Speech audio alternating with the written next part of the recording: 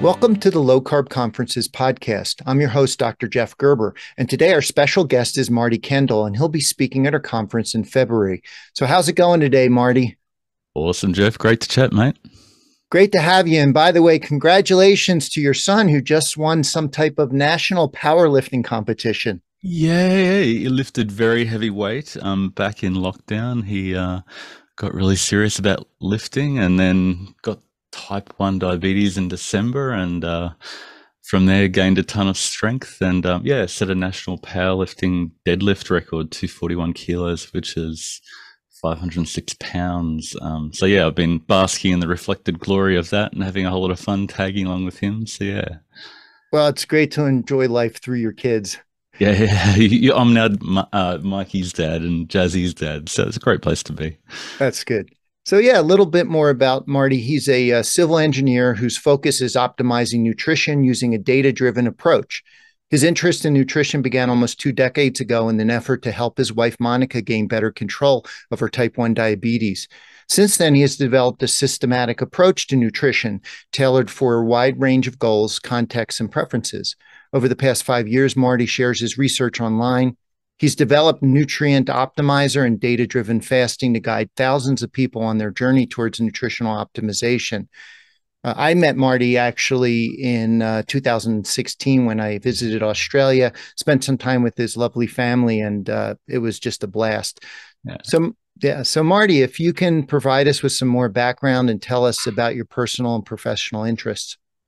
Yeah, I'm just completely fascinated by the problem of nutrition. It's just a really interesting problem to be solved, and obviously a lot to be learnt because we're not doing so well, I suppose. So yeah, I definitely had a personal vested interest with my wife and just trying to find out what would help her stabilize her blood sugars and insulin and get control of that, which we did really effectively with low carb and optimizing for a lower insulin load. So you need less insulin after meals. But then I suppose I continued to delve into it and going, well, that isn't the one size fits all for everybody. If you minimize the insulin after meals, you get a very, high fat, low protein, low nutrient density diet. So, that may not be satiating for everybody. And how do we optimize it for those people who want to lose weight or, are trying to gain weight? And what are those knobs? What are the dials that you talked about before to optimize nutrition for different people? Yeah. And I suppose so much of nutrition is about what not to eat and, avoid salt and fat and cholesterol and plants and animals. And, the list goes on. It's all about what we shouldn't eat. And, what do you eat? What does your body need? And I suppose to take it from another perspective, my analysis with the data from people using Nutrient Optimizer, we've now got 150,000 days from 40,000 people, just shows that when you prioritize the nutrients that your body needs, everything else falls into place. So primarily protein, but it seems that we have cravings for other nutrients, and when we pack them into our daily energy budget, we're satisfied and things just fall into place. Yeah, Marty. So if I heard you right, you said you have data on 40,000 people. Yeah. So people log their data in Chronometer, and then that gets sucked into Nutrient Optimizer. And over the years, we've been running a macros masterclass and micros masterclass, and we've got 150,000 days of data, which is this massive data set that every time there's a question, I jump into the data and say, okay, what's the optimal carb intake for greatest satiety, or what leads us to overeat, or how does protein play a role, how does fat play a role in satiety, how does potassium, how does sodium, and you can just keep going through all the nutrients and then work out through multivariate linear regression, work out what's the formula for satiety, which I think is the future of nutrition and where it's headed, but that's my personal bias. Well, Marty, look, you're a very humble guy, and we kind of have to back up because the audience really needs to understand that you created a database of 40,000 people from Mm. scratch, from Mm. nothing, and um, that the data needs to be published someday. And we had just briefly mentioned the Yeah, yeah. challenges, and the question is, do you have plans or hope that you can someday publish this data? Yeah, I was just talking to Simon Thornley in New Zealand yesterday, taking that into a PhD thesis with a number of publications out of it. So that's, yeah, we're kicking that off now. And I just think it's a massive data set to understand. Most nutrition studies are based on dietary recall and epidemiological, which is murky. This is sort of large scale epi, but it's 150,000 days of macro and micro data that gives you some really unique insights.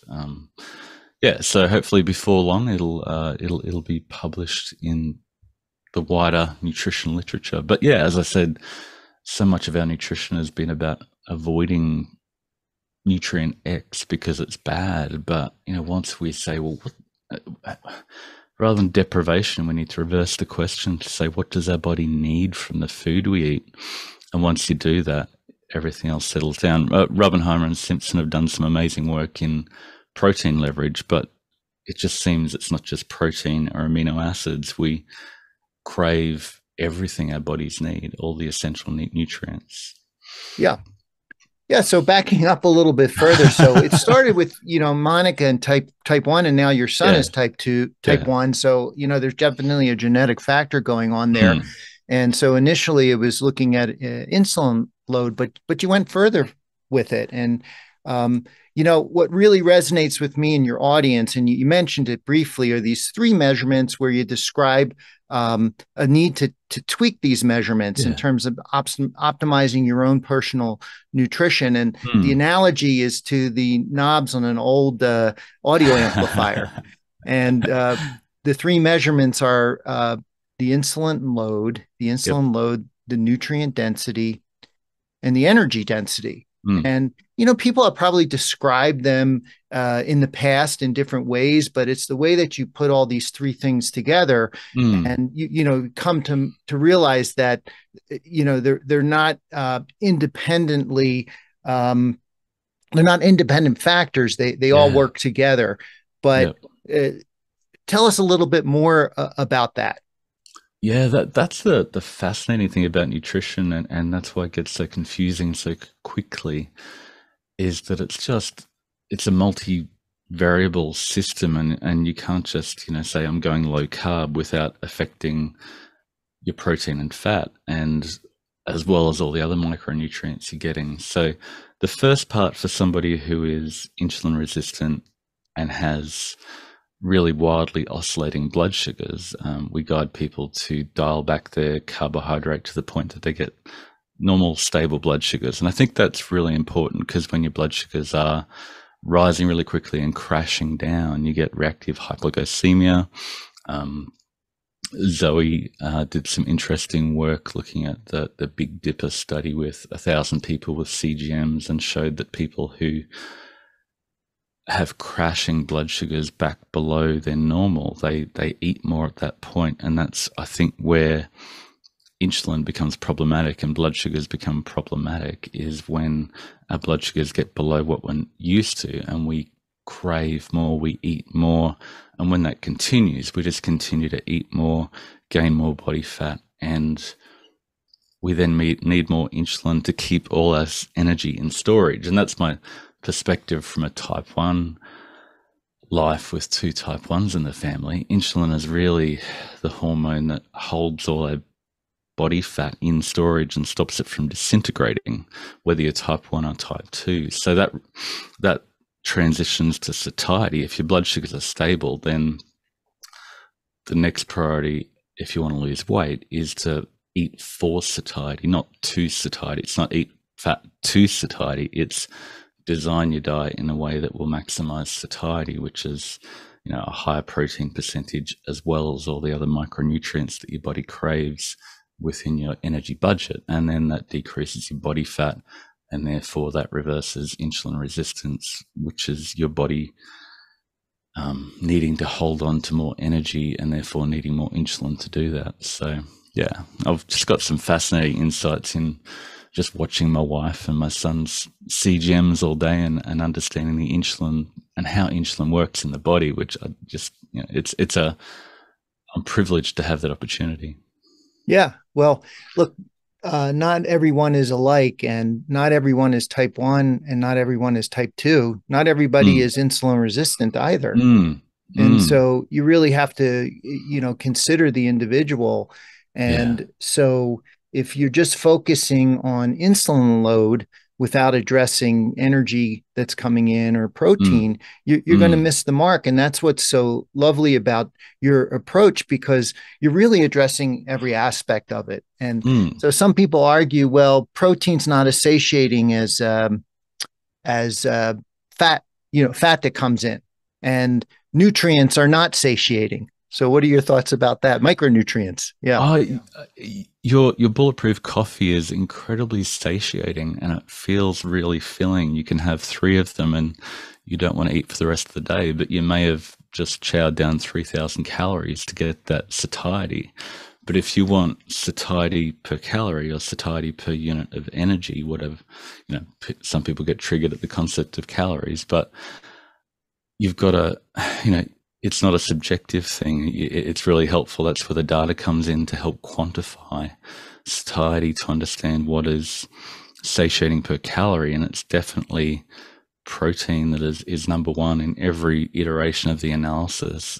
Protein percentage, the percentage of energy you're getting from protein is the dominant factor of satiety. And then the other nutrients, potassium, sodium, calcium, folate, selenium, all seem to play a role, and it just makes sense that we're craving the nutrients our bodies need from food and keep on eating until we get those nutrients. yeah.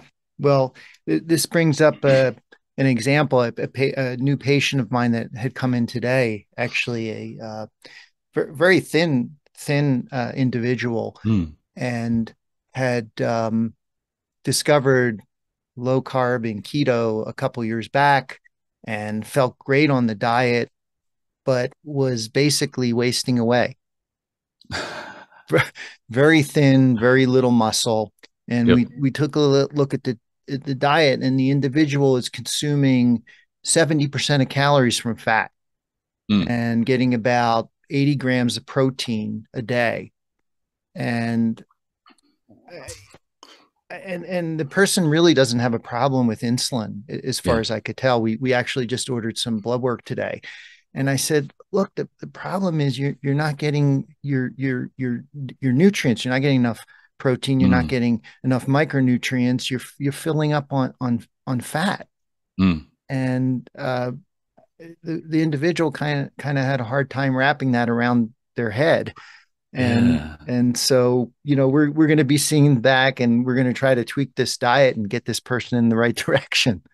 Yeah. It's fascinating. Different people, like, got the plant-based or carnivore or keto, and once you ascribe, there's that one factor that if I manipulate it, I'll get the results, and that's the only thing. Is it taking it to zero carbs or maximizing my fat? Or for some people, they think that minimizing protein is the way to go for longevity, or even maximizing protein. It's hard to live on a 50% protein diet because your body needs some energy. So you just need to find that balance for you. And like you were saying, muscle mass, especially as we age, is incredibly important. Gabriel Lane Norton talking about it incessantly. I fully agree with that. And once you've stabilized your blood sugars into the normal healthy range by dialing back your carbs, managing your muscle mass, managing your lean body mass is just so critical for everything.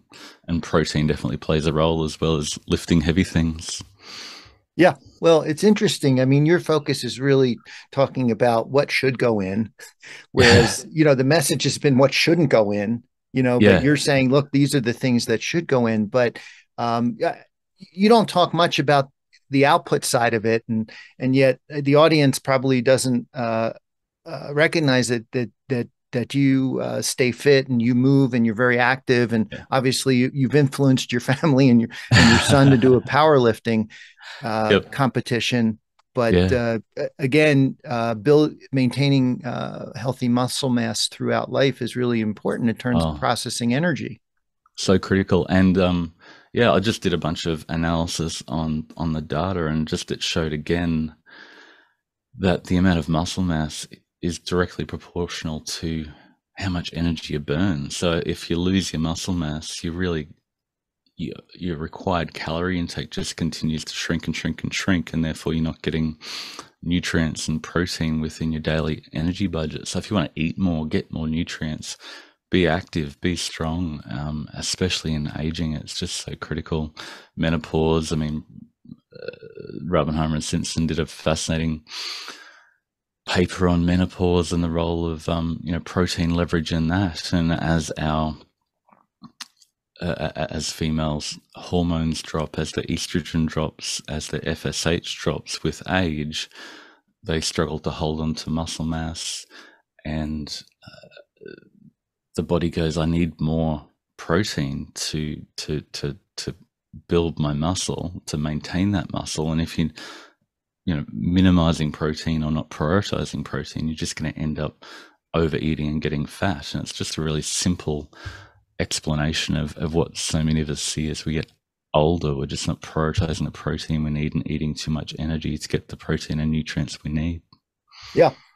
Well, Marty, I've been influenced by your work over the years, and in a sense, you're preaching to the choir that I believe long term that more protein is really pivotal and Yeah. important to maintaining long term health, and also the importance of the micronutrients. Mm. And it's kind of interesting, and we've talked about this way back that as to where you got your data on micronutrients and Mm. if it's valid, and how you actually inputted that into your database. Yeah. Oh, it's just people entering their daily data in Chronometer, which tracks micro and macronutrients, and we suck that into Nutrient Optimizer to develop that database of 150,000 people. So there's always going to be small errors, and people don't enter their daily energy intake perfectly. But when you've got 150,000 days of data from 40,000 people, you start to see some really distinct trends that the small inaccuracies iron themselves out, and we see really clear trends in the different nutrients. Yeah, and so the other aspect is, what do you base the normal values on? And so that's Yeah. where there's a bit of controversy, that if your source Yep. for whether or not you're getting the adequate amounts, because some would argue that national standards are wrong. Yeah, no, fully agree. And the recommended daily intake is a minimum to prevent diseases of deficiency and death. That's what zero point 0.8 grams of protein is. That's what the recommended daily intake for potassium and calcium. They're all the absolute minimums, and they've been tuned to a degree to our ultra processed food system, and to in World War II, to stop soldiers dying in 2 years of battle. That's what those minimums are about. It's not optimal. So what we've done, we've developed optimal nutrient intakes that align with greater satiety. So with amino acids, getting more amino acids per calorie tends to align with eating less. So it's hard to overeat the amino acids. So we just say the 85th percentile of the population intake is the optimal nutrient intake for those people. So only 15% of people can get more tyrosine or leucine than that optimal nutrient intake. But for other nutrients, particularly the B vitamins that a lot of people supplement, there seems to be a point where enough your cravings for those nutrients settles down and even goes up when it's people eat more when they're over supplementing. There's a point where your body's appetite for foods that contain those vitamins settle down, and that's the optimal nutrient intake That's how we define it. And then we've got a diet quality score that if you can hit 100% in all 34 essential nutrients, you get a score of 100. And then, Micros Masterclass, people compete and gamify the nutrition, and rather than restricting calories, they're focused on how do I get more nutrients per calorie, and then all the appetite and weight loss and fat loss and insulin all just work themselves out once you've prioritized the nutrients your body needs. So it's just a complete 180 shift in nutrition, from deprivation to focusing on nourishing your body. Yeah, so the RDA is basically out, and what's in is the ONI, which is the Yeah, optimal nutrient intake, which is what you that's my described. message, mate. It's why you're just avoiding death. So again, with this database, it really needs to get out, to get published, to get Yeah. peer reviewed, and so I know in Sydney, Australia, a lot of nutrition work and RDA, Mm. that's where it emanated, if I'm correct, and so Australia is the place to be to uh, redo nutritional recommendations. Yeah, maybe. I don't know. I've got a few friends in New Zealand, it seems, that are more interested. I've got University of Otago helping me with some publication of my data-driven fasting data. We've got 5,000 people have done our data-driven fasting challenge, which uses blood sugar as a guide, and they're helping me publish that at the moment. So it's hard to know, because the nutritional establishment is the nutritional establishment, and what I'm saying is diabolically disruptive. That if you turn to focus on maximizing nutrients from whole food, everything in modern nutrition explodes. So maybe there's some resistance, but I'm going to keep sharing. Yeah, we'll keep plugging away. So, I know you just attended one of the conferences, low carb conferences in Brisbane, Mm. and it's great that we're going to have you here in Colorado. Honored. I don't think you've been to the States in quite some time. Is that No, correct? no, I was there for 2000, New Year's 2000, and did a tour around, and was in New York for New Year's Eve 2000. That was so much fun. But I can't wait to get back and catch up with you. And there's a whole bunch of people that I spend a lot of time chatting to online in my challenges that I'll get to meet in person. Yeah. Well, I wonder what were some of the things you discussed in at the conference in Brisbane, and what are some of the new ideas or things that you want to talk about when you come to the conference here in Denver in February? Yeah, on the Gold Coast a couple of weeks ago, I was talking about the results of our data-driven fasting challenge, and the way we approach that using your pre-meal glucose as a fuel gauge. A lot of the time we focus on your post-meal glucose or waking glucose. They're indications of insulin resistance, but the way to reverse that is to manage when and what you eat to lower your pre-meal glucose. So really the area under the curve insulin glucose response is a function of your carbohydrate and fat intake.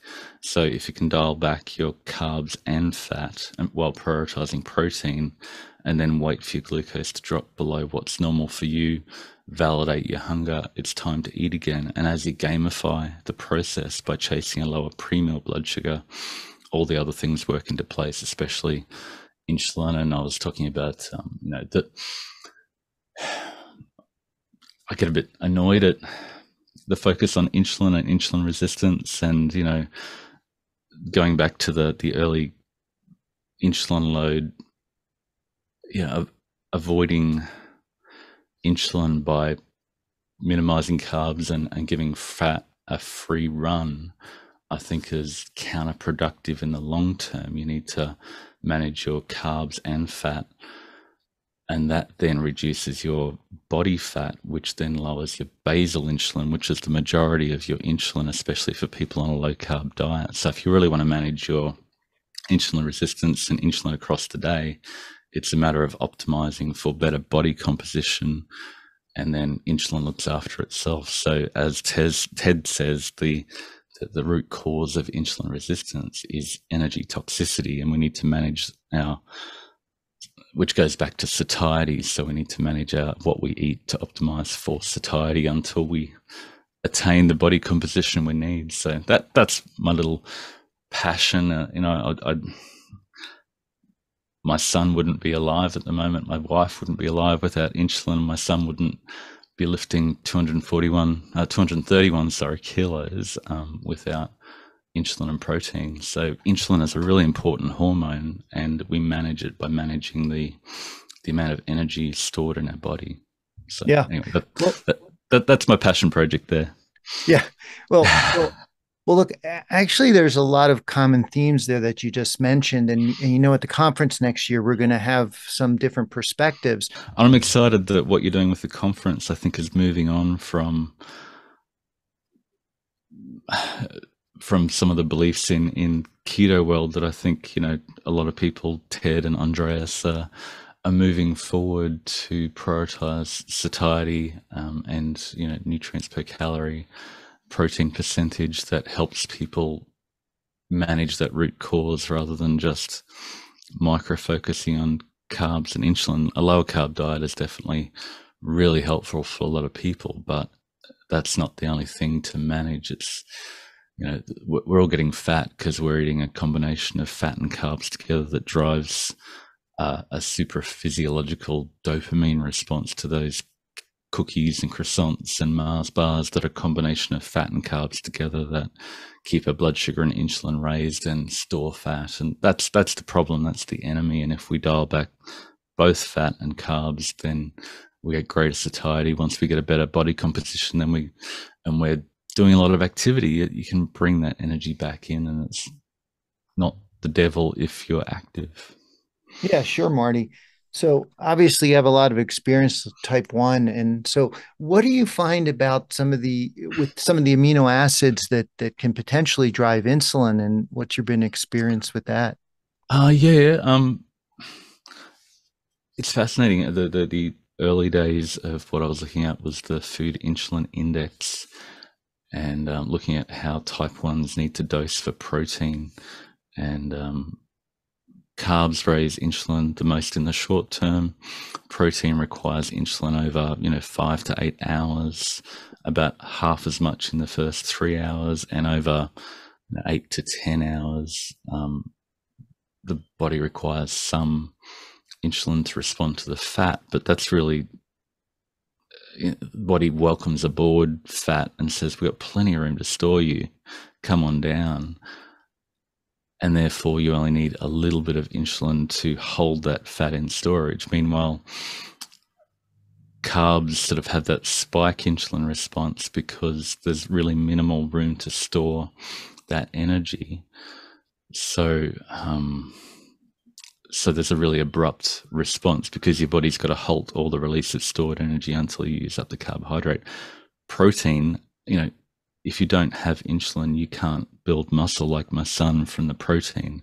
You're not going to actually store that protein as muscle. And in the longer term, protein is the most satiating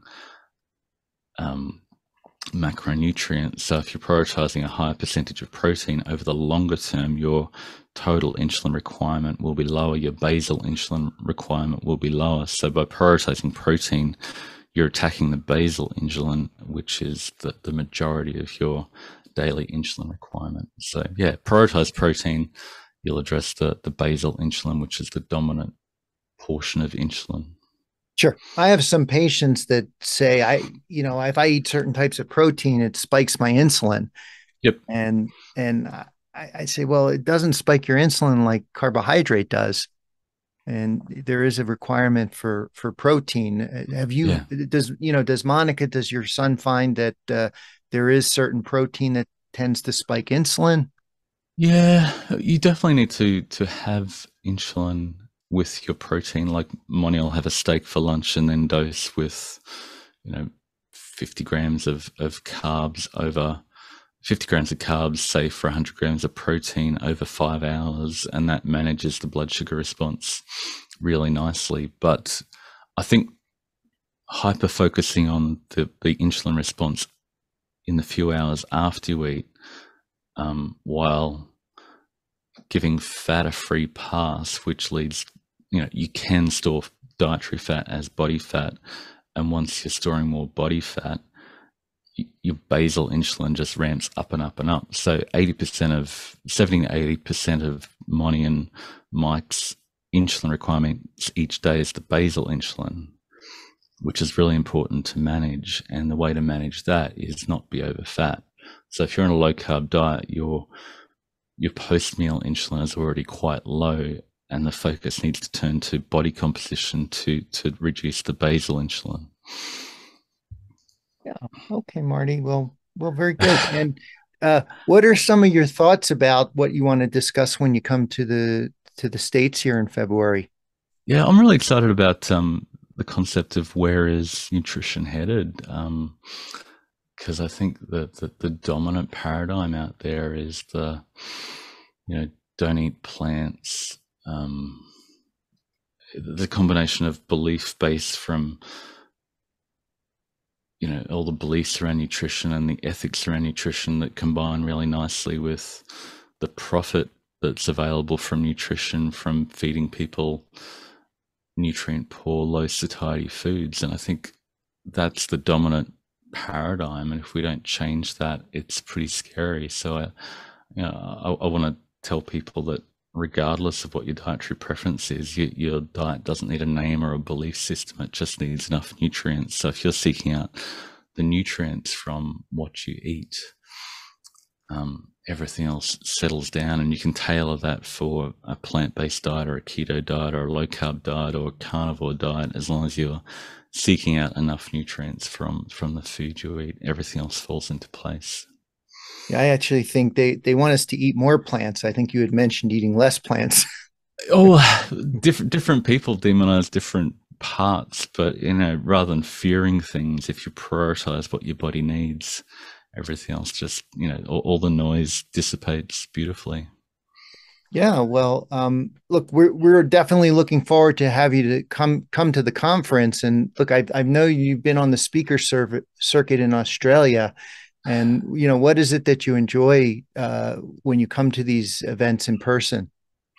I enjoy meeting all the other people, the other speakers that I've gotten to know through the online world. It's a very small online world, and I enjoy talking to new people and meeting people who have my stuff has resonated with them, and they come up and say that this is what you're doing is great and keep doing it. It's just nice to know that what I'm doing with my blog and is helping people, and some people are hearing it. Not everybody gets it, but some people do, and I love it when people do.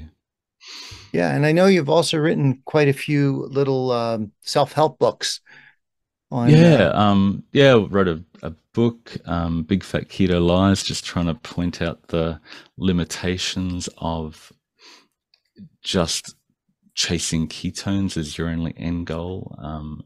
Why don't you focus on nutrients, which you wrote a nice comment about. Thank you for that. And we've got a data-driven fasting manual, which has turned into 210 pages of basically a user guide for your metabolism and how to use your blood sugars to optimize your metabolism and what and when you eat. And yeah, hundreds of blog posts that I just keep having an idea, and I share it and put it out there for the world to read. And yeah, as I said, hopefully we'll get it published in something more reputable than my blog.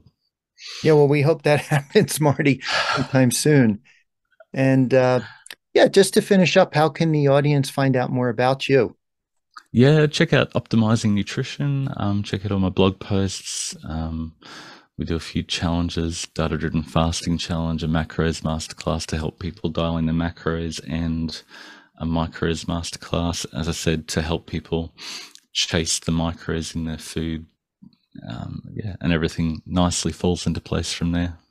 Yeah, well, listen, Marty, it's great to have you come. And again, Marty's an engineer, and he has so much wrapped around going through his brain that he's often struggling to get it out. But hopefully he'll have some time to get it all together when he comes to the conference here in February. Yeah, no, And lots of thoughts. Looking forward to chatting to everybody. Yeah. And so to our audiences, again, if you want to hear more from Marty and our other speakers, please come and visit us in February. And to learn more about the conference, please visit lowcarbconferences.com. So thanks again, Marty, and we'll be in touch. Thanks, Jeff. Great to chat.